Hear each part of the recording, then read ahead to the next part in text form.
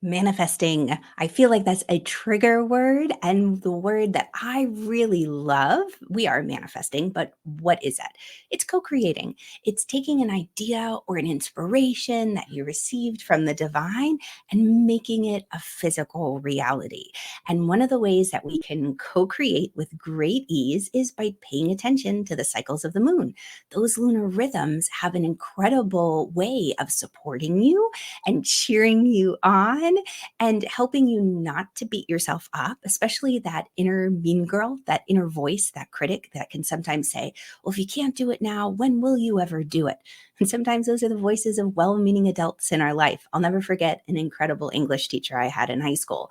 And it was springtime. We all had senioritis. We were done. We were checked out. We'd already applied to the universities we were going to, had been accepted. And we really wanted to coast. Prom was coming up, and he was so frustrated with us. And he said, if you don't do it now, you'll never be able to do this or get this done. I'm going to look this way. Don't cancel, clear, delete. Don't let that come into your space, because I really took that to heart. So whenever I was in a space where I didn't have the motivation or the energy or the desire, like, because heck, who wants to like clean the bathroom or, tear out all the ivy or weed?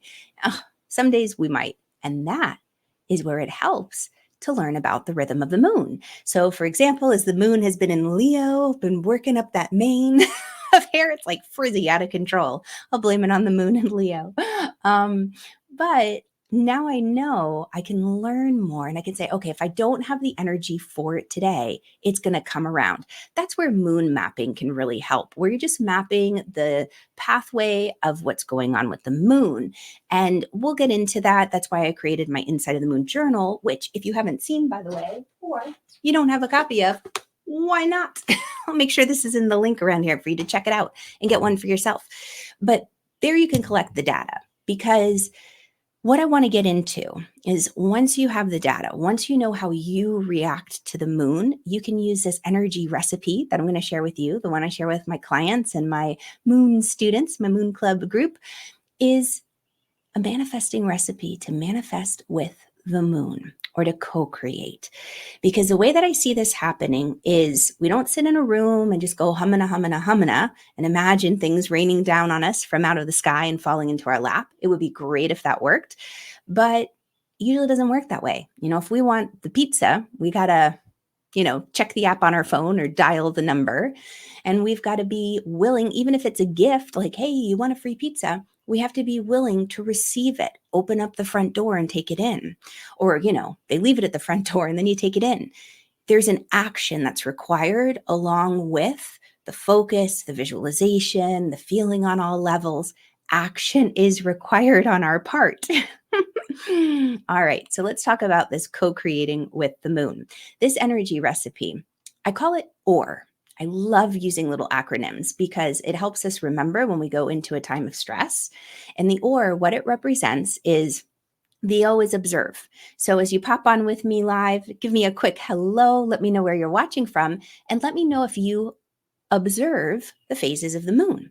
My daughter the other night, she looked up in the heavens, in the sky. We're coming home. The sun was just setting and you could see the moon so clearly in that blue sky. And she said, Mom, it's divided perfectly down the half. That's incredible. We had such clear skies. You don't normally get to see the moon that clearly when it's a first quarter moon.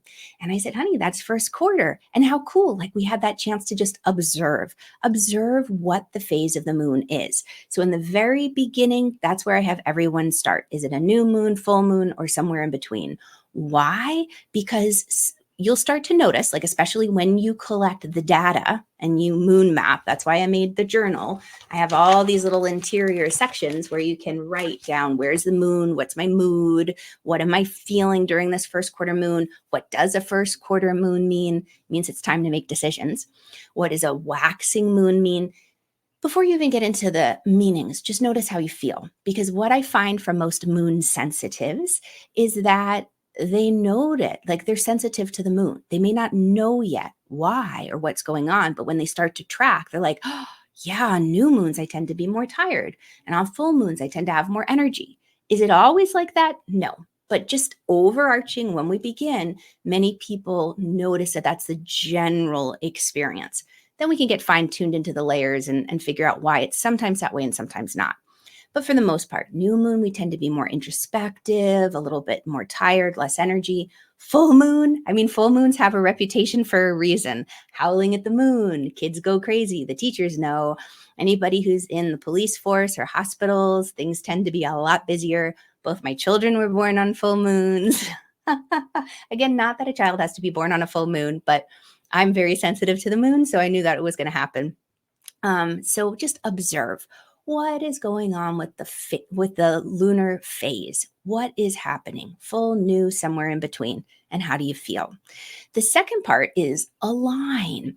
So once you know, let's say it's a new moon, and you're like, okay, well, I know from keeping track, taking account of the data, mapping it out, that my energy tends to be low on a new moon. So if I've got a big event to go to, maybe I take a nap before I go to it, or I make sure I get plenty of sleep, or I make sure I eat good growing food. But you don't go without preparing.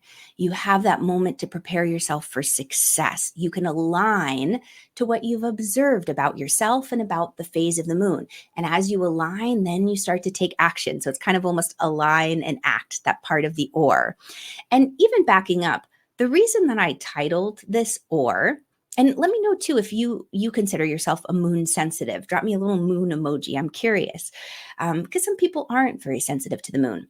But the reason I named this energy recipe or is because when people talk about co-creating or manifesting, I do love that image of moving into the river or moving into a current. And I learned this many a decade ago in my yoga studies when we talked about stepping into the flow of grace, basically stepping into alignment with the flow of divine, of God universe. And you have a couple different choices when you step in. You can imagine you're stepping into that river in your beautiful little canoe with your oar or your paddle. And you have choices. You can either swim up current and, get somewhere, but it's an extra challenge. It's harder work. You can get into the river and do nothing and just see where it brings you. Maybe you get caught up in a bank or one of those little swirly little whirlpools or up against a log.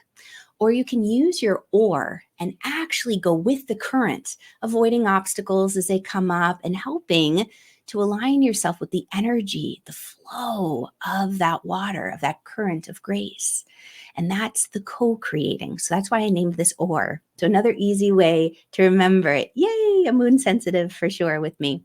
So observe, align, and act. And then the R. The R is ritual. And why do I say ritual? Because it's the do your practice and all is coming. I had a call with one of my VIP one-on-one energy students this morning, and she's noticed a huge shift in herself on many different levels, physically, emotionally, energetically, spiritually. And she was contemplating and reflecting on how this has come to be. And one of the reasons for making this shift is because she's been dedicated to doing the work on herself, the work of healing, of creating healthy boundaries. She's a big-hearted empath who is given of herself so completely that she wasn't taking time for herself and her well-being, making sure she had adequate rest. She was always working overtime for everyone else, taking care of family, taking care of friends, going above and beyond. And that's incredible. And I'm hoping that we can all do that at certain points. But if you do that to your own detriment, your own well-being, what happens is you get run down and then you can't help anyone else. So what I invite you to do is with the ritual, what happens is you start to strengthen your energetic field, just like muscles, and it comes to your aid. Rituals can be simple, they can be elaborate. In my Inside of the Moon journal, I give tons of examples. It's a dateless journal and planner, enabling you to use specific sacred practices and rituals for each month that you're in. Mudra, mantra meditation, affirmations, crystals, sacred geometry. It's a mix and match. You begin to create your own energy recipes. But the thing is, whether you're visual, auditory, kinesthetic, hands-on, however you learn, however you gain insight and information, you have access to it in the journal. And you can create something that is consistent within your life. And what happens is that continues to connect you to the peace that passes all understanding. It keeps you in the current of the river, and it supports you when things get really crazy. Ritual is something that is tradition. How do I want to say? Not even, it could be tradition, but we know what to expect. And when we're in a constant state of fight or flight, when we have so much stress coming into our life, the tradition or the ritual brings us peace. And it could be as simple as in the morning when I'm looking over here because of my candle, when you get to your desk, you light a candle. And that's just an invitation to spirit to join you for the day. You're just in your own way saying, okay, may God go before me and show me the way. May angels watch and protect me throughout the day. So that is my co-creating, manifesting energy recipe to engage with the moon. And it's called OR, Observe, Align and Act, and Ritual. And when you start to combine all of these things together, you start to see incredible opportunities evolve. And you look back and you think, wow, this is, how did I get here? It's incredible what starts to happen. So if you want to know more about this, drop me a little heart emoji. I love that little heart. Drop a little heart emoji. I am putting together a masterclass on this, and I'm excited to share with you. I presented it at one of the Body, Mind, Spirit Expo conferences just this last weekend, and I'm so excited to share it with all of you. If you want to learn more, just drop that heart emoji, and we'll make sure that it gets out. All right, lots of love. Mwah. And if you're watching this on a platform where you can love it up and subscribe, please do. I'm so appreciate it. And share this with a friend if it's been helpful to you. Yay, lots of hearts. Okay, mwah. I'll make sure I share. Have an incredible day, and I'll catch y'all on the flip side. Bye, guys.